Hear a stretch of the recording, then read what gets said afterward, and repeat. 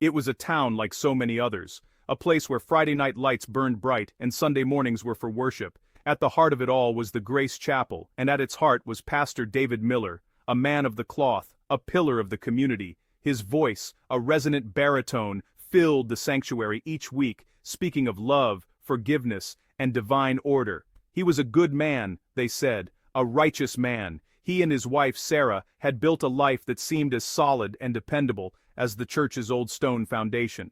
They were the picture of devotion, to God and to each other. Their world was one of potlucks and Bible studies, of baptisms and weddings. Pastor Miller's sermons were the talk of the town, weaving scripture into modern-day parables that resonated with his flock. He spoke often of family, of the sacred bond between parent and child, a gift from above. The Millers had one child, a daughter named Jessica, or so everyone thought. Jessica was quiet, artistic, a gentle soul who often sat in the front pew, her eyes fixed on her father as he preached. People saw her as the pastor's devoted daughter, a reflection of his own goodness and piety, a living testament to his teachings. But beneath the serene surface of this idyllic life, currents were shifting, unseen, unspoken. In the quiet corners of the Miller home, away from the watchful eyes of the congregation, a different story was unfolding.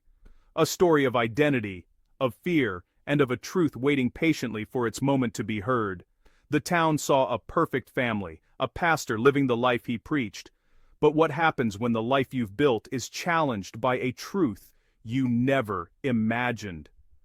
What happens when the child you thought you knew becomes a stranger in your own home? The answers would come, and they would be devastating. The congregation at Grace Chapel adored their pastor. He was more than a spiritual guide. He was a friend, a confidant. He counseled troubled marriages, visited the sick, and held the hands of the grieving. His authority was unquestioned, his moral compass seemingly infallible. When he spoke of right and wrong, the lines were drawn with absolute certainty, as clear and stark as black and white. There was God's way, and there was the other way. Little did he know, a challenge to that rigid world view was growing under his own roof, a challenge that would test his faith, his love, and his very soul. David Miller loved his child. Of that, there was no doubt. In the early years, he and Jessica were inseparable. He taught her to ride a bike on the quiet streets of their neighborhood, his strong hand steadying the handlebars. He'd read her stories at night, his voice gentle as he spoke of heroes and faraway lands. He saw a bright future for his daughter, one filled with a loving husband, children, and a life dedicated to the church. He prayed for her every night, asking God to guide her steps and keep her on the righteous path. He was a proud father, a doting father, but as Jessica grew, a subtle distance began to form. The easy laughter was replaced by a quiet introspection. The dresses Sarah bought for her hung untouched in the closet, in favor of baggy jeans and oversized hoodies. David chalked it up to teenage angst, a phase that would surely pass. He tried to connect, to understand the growing silence, but his questions were often met with shrugs and averted eyes. He saw a daughter pulling away, and it confused him, even hurt him. He couldn't understand what had changed, what he had done wrong. The bond they once shared felt like it was fraying, thread by painful thread. What David didn't know was that his child was carrying a secret, a heavy one, a secret so profound it felt like a locked room inside his own heart. From a young age, the reflection in the mirror felt wrong, a stranger staring back. The name Jessica felt like a costume he was forced to wear. Inside, he was not a girl, he was a boy. He found a name for himself online, a name that felt right, Leo. In the solitude of his room, he was Leo. He sketched pictures of himself as a boy, wrote stories about Leo's adventures, and dreamed of a day when the person on the inside could finally match the person on the outside. But how could he tell them? How could he explain this to a father who preached about God's perfect design from the pulpit every Sunday? The fear was paralyzing. Leo loved his parents. He didn't want to disappoint them, to shatter the perfect world they had so carefully constructed. He heard his father's sermons about sin and abomination, and a cold dread would wash over him. Was he an abomination?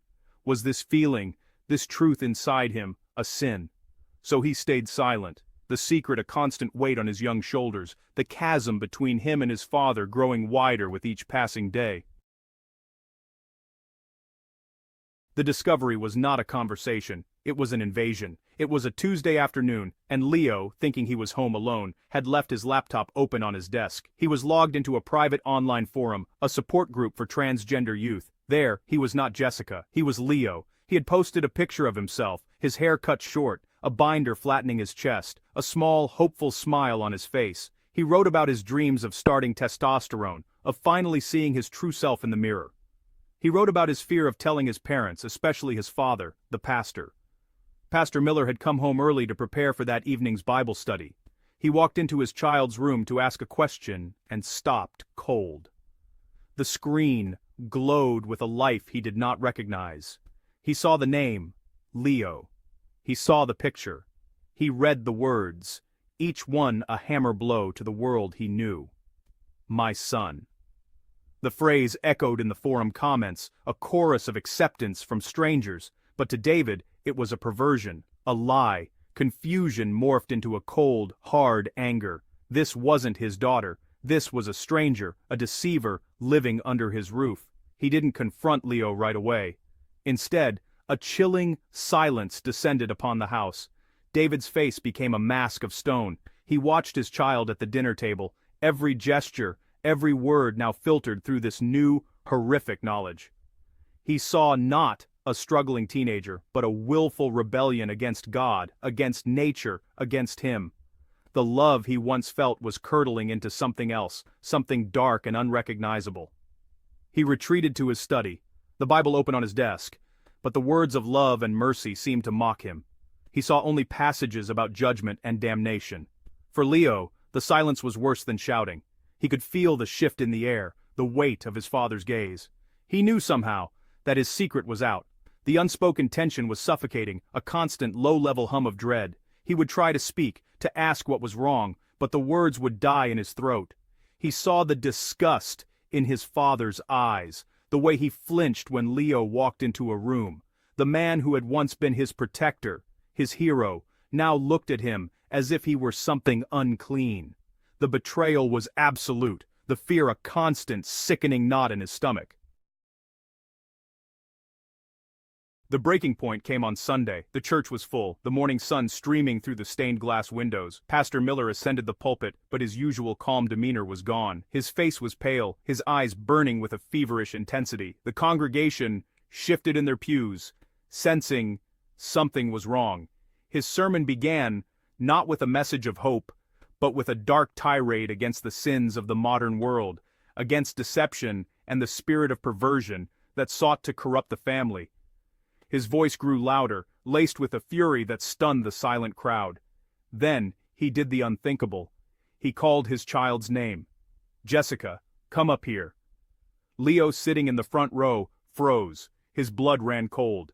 He slowly stood, his legs trembling, and walked the longest steps of his life toward the pulpit, toward his father. When he reached the altar, David grabbed his arm in a painfully tight grip. He turned to the congregation, his voice booming through them. More stone, and a cribard, and this is my child, he spat, the words dripping with contempt, who for years has been living a lie, deceived by Satan. This is not my daughter, this, Daban, is a demon of confusion. The humiliation was a physical blow. Gasps rippled through the pews. Leo stood, exposed and terrified, under the weight of hundreds of staring eyes. His father's words were a public crucifixion, but it wasn't over. Fueled by a righteous rage, David began to shake him, shouting scripture into his face. This spirit must be cast out, he roared. He shoved Leo to his knees. The act was violent, shocking. The pastor, the man of peace, was consumed by a rage that was anything but holy. A few church members started to stand, their faces a mixture of horror and confusion. Leo felt nothing but a blinding, white-hot shame. The world dissolved into a blur of faces, his father's twisted in anger, his mother's a mask of silent horror in the front row. The hands that had once held him gently were now instruments of his torment. He was no longer a son, no longer a child. In that moment, on the cold floor of the church, he was just a thing to be broken, an evil to be purged. The betrayal was complete. The man who was supposed to love him unconditionally had just offered him up as a sacrifice to his own rigid ideology in front of the entire world. The aftermath of that horrifying Sunday service was swift and chaotic. Someone in the congregation, appalled by the public violence, had called the police. Officers arrived to find a shell-shocked Leo being comforted by a few horrified church members, while Pastor Miller stood defiant in his study, clutching his Bible. The pastor was arrested, charged with assault and child endangerment. The news spread through the small town like wildfire. The man they had revered as a moral authority was now the subject of a criminal investigation. His perfect world had not just cracked, it had shattered into a million pieces. The community was torn apart. Some members of the congregation defended their pastor, claiming he was a father, driven to desperation, trying to save his child from a sinful lifestyle. They saw his actions not as abuse, but as a form of spiritual warfare. Others were utterly disgusted, leaving Grace Chapel in droves. They saw a man who had chosen dogma over love, violence over compassion.